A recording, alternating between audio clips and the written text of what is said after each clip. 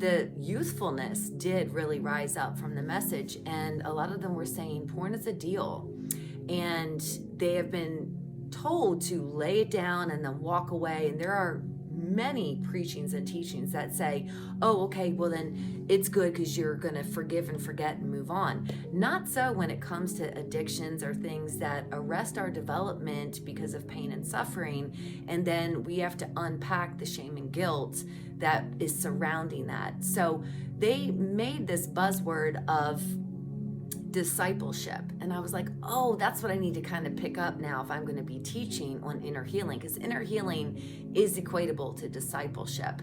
And it's going to be, okay, now you've realized that porn is now hindering you. It's creating problems in your life and in your relationships and in your thoughts. So you can lay that down, but inner healing work is discipleship where now you break it down. Why did you start looking towards these outlets, whatever the addiction is, in order to fill the need that was not getting met, which is mostly love and acceptance? And, church circles and, gatherings of this, if they're going to be hoping for revival, then you need to understand it will invade the heart. Because there have been men that I know that are in their 50s that have had porn addictions for 30, 40 years, and their accountability partner wasn't cutting the mustard. Okay, so the revival of the heart needs to happen first, and that's pursued when people are like, hey, if these people are getting together and they can pray for me and they have an answer, then I'm showing up for it. That was kind of like my intrigue in showing up as well. It was like, hey, it's only 6 hours for me. I'm hopping in the car and I'm going. But I used to live a lifestyle of that. For years, I would just get in my car with a pair of gym shorts and shoes, go to the YMCA, take a shower, and get on the road again to go wherever the Lord said. Now, I was led by that, and now I think that's what the Lord is erupting on the earth again in 2023, because people want to get back to, wait a minute, he's a supernatural God we serve. If I'm suffering of the heart with some kind of issue, then I need help on getting in there daily with sanctification to change that so that I can have the knowledge absorbed here and I can walk forth with momentum. Revival is the thing that's going to help us engage in a personal God through relationship. So we're no longer walking out in what's expected through dogma and discipline. Those things haven't worked for generations, and it's a reason why we've moved so far away from his presence. It's the very reason why young people are like, look, do you have answers, oh man?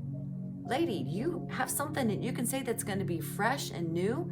Actually, the answer is no, but I can point you and direct you to the one who does. And that means I'm going to stand out of your way as a person. And I'm going to say, you know what? There will be things that you have to take to the Lord, and I can help you do that, but I'm not the one that's going to stand in the way of the Lord showing you that it mattered that you were mistreated. It mattered that you were sexually abused. The homosexual thing, the identity crisis, it happened in childhood. And I've seen that for years, 25 some years that I've been meeting with people. And I used to go to tent revivals. I used to be the one that packed my car full of sardines, and we're heading 5 hours away to see if these people meeting in the field have an answer. But we have to expect that it's going to show up in ways that we might not understand. And so that would be saying, look, Billy Graham had a thing. It was fantastic. Azusa Street was birthed with 40 days of prayer in a barn. But those things presented questions upon questions to create more questions so that singing a few songs won't cut the mustard. So getting together on a lawn with thousands of people knee deep, okay, that's cool and all, but am I going to leave here different?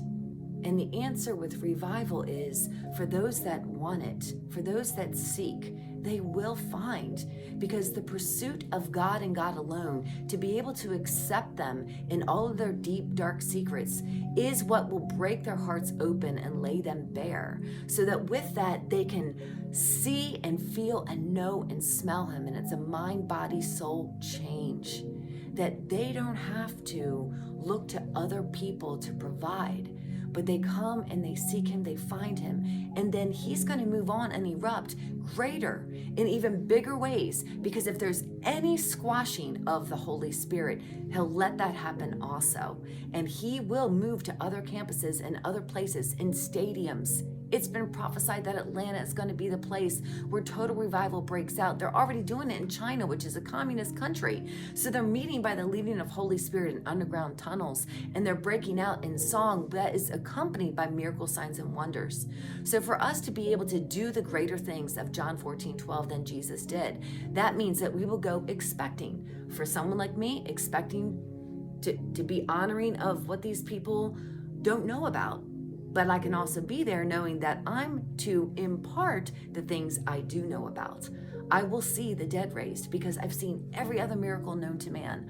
I have laid hands on people, and they have all 13 people in wheelchairs, paraplegics, have all moved their legs. And I know that has nothing to do with me. I just said, you know what, there has to be more than just getting together and having a concert. And I believe that if I show up, he brings the people to me that ask the questions, and they did. So I got a lot out of Asbury. I really did. And I can say to you that this is just the beginning. I got saved at the age of 23. This is 2023. This is the year of Jubilee. There is way too much that is about to erupt that we will not understand, myself included. We need to raise the bar of expectancy. We need to do what the disciples did when they awaited Jesus, the Messiah. They studied the Torah. They had scriptures memorized. They would recite it together, just in tandem. And then he shows up, and then they moved with him. They witnessed him, touching the lame, casting out demons. They were a part of it, and they gleaned the information because they sat in his presence.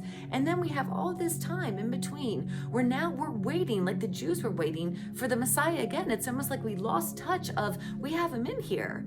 Jesus is our Messiah. He's among us. So now he has to show up. He has to return. And we're waiting for him to come back to us. But I think it's going to be, okay, well, we have to be willing to do whatever he says, not works, but say, I don't know if gold dust and feathers and people getting teeth and, eyes appearing and raising the dead. I don't know what that looks like, but I'm not going to shun it just because I don't understand it.